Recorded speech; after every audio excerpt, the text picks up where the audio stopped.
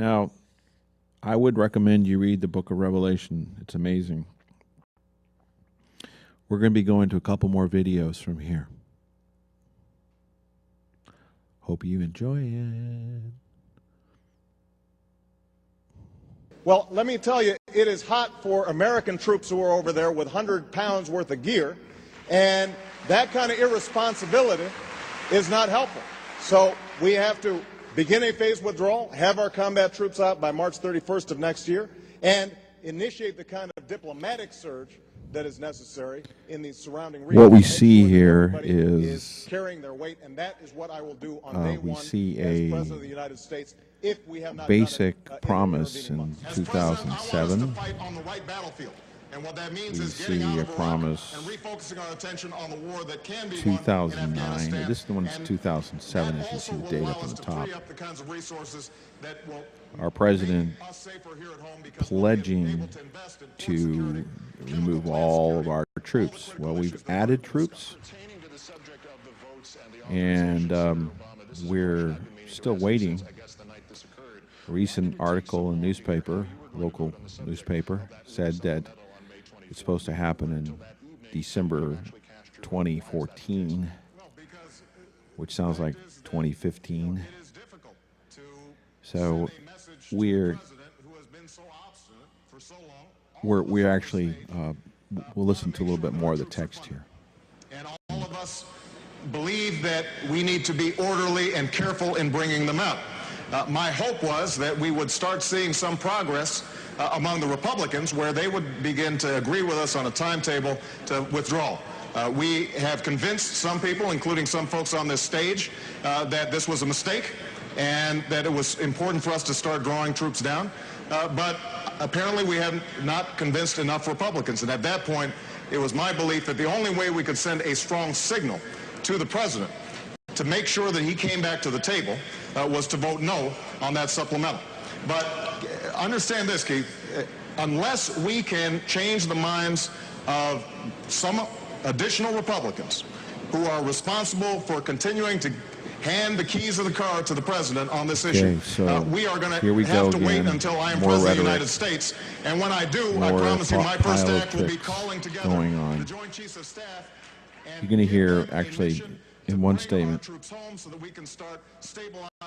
says 2013, said immediately in 2007. We're going to withdraw by the time I'm sworn into office.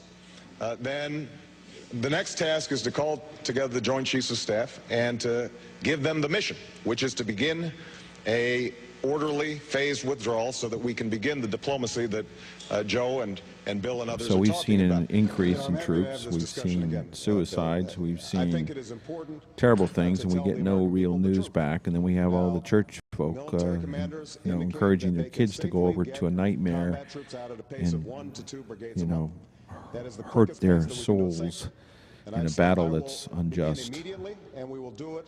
Babylon, actually, that's where Iraq is, in Babylon. So this coming from someone which has a lot of questions about even this last election, whether or not it was legitimate or not.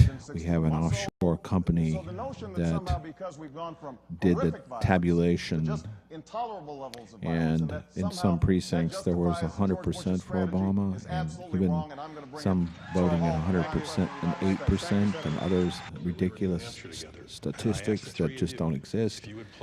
So we see that even this current election that we have looks like was more of a takeover than an election. So we have to keep going. Because it was reported as if we were suggesting that we would continue a war until over and over again. Your question was, could I guarantee all troops would be out of Iraq? Maintain a vigil. I have been very specific in saying that we will not have permanent bases there. I will end the war as we understand it in combat missions. Senator Obama? John, what I've said, and I've said repeatedly, is I want to be as careful getting out as we were careless getting in, but I want to make sure that we get all our combat troops out as quickly as we can safely. Now, the estimates are maybe that's 2 brigades per month. At that pace, it would be sometime in 2009. Give us some sense of when you might start redeployments out of Iraq? Well, I've said during the campaign, and I stick to this commitment, that as soon as I take office, I will call in the Joint Chiefs of Staff, my national security apparatus, and we will start executing a plan that draws down our troops.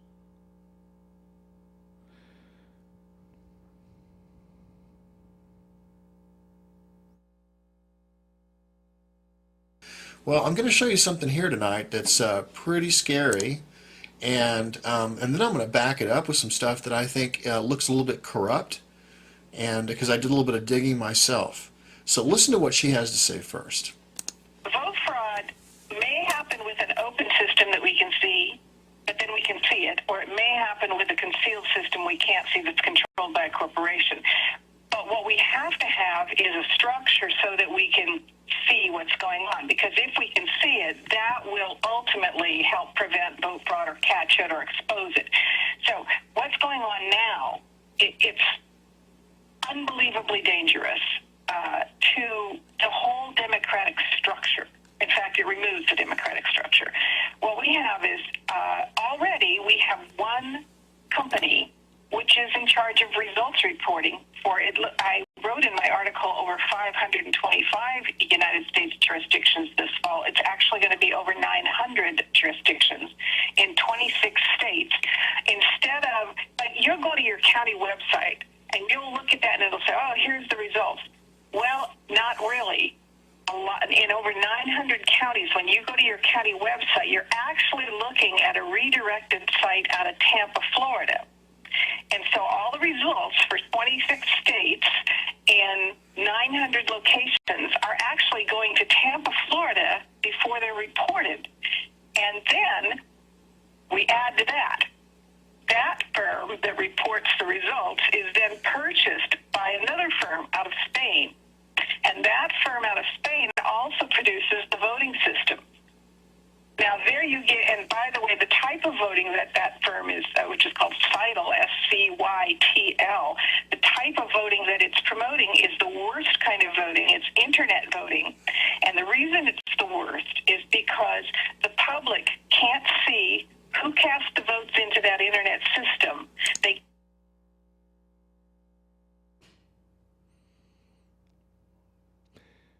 So anyway, we saw that there was an offshore company, a Spanish company, which happened to be run by Global, which was one of the largest contributors to the Obama campaign.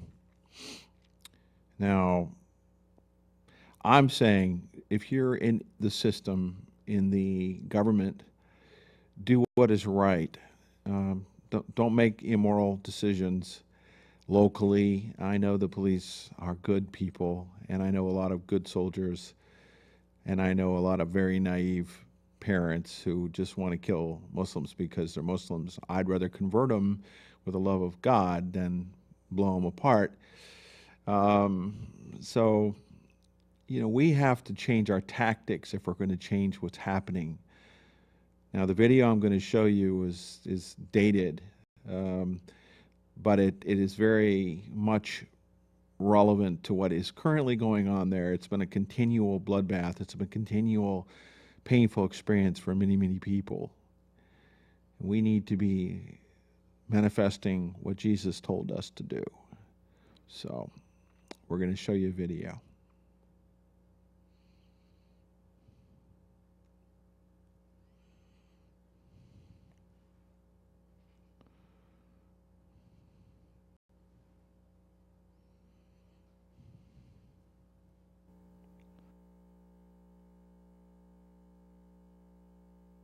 My name's Grant Collins. I'm a member of Iraq Veterans Against the War. I was a corporal in the 1st Battalion, 23rd Marines. Was in Iraq from August of 04 to May of 05. A few months after I was there, I mean, a lot of things weren't sitting right with me. The command structure, the missions that we were getting didn't make any sense. We're going after people, Mujahideen or Muj, and they didn't have any idea which ones were the right ones. We're kicking in the wrong doors, terrifying children, helicopters screaming over their heads at night, and I'm trying to calm the women and children, while the men were dragged and separated out and completely humiliated in front of their families. In that culture, it's a very big deal to be treated with respect in front of your family, just as it is in ours. But in this, I mean, it can mean a lot of shame. When I really, really, really came to the point where I knew that what we were doing was absolutely morally wrong was when, well, a few days, everybody knows, a few days after Bush was reelected, we are allegedly reelected. We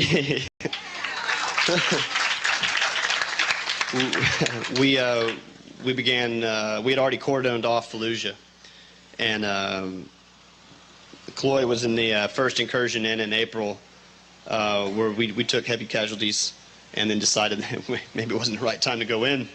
Maybe there's too many of them in there. So I was a part of the cordon where we cordoned it off, and then we made operations to move in, and 2 o'clock in the morning we went across the berm and instantly started taking casualties, but started lighting up this city like you wouldn't believe.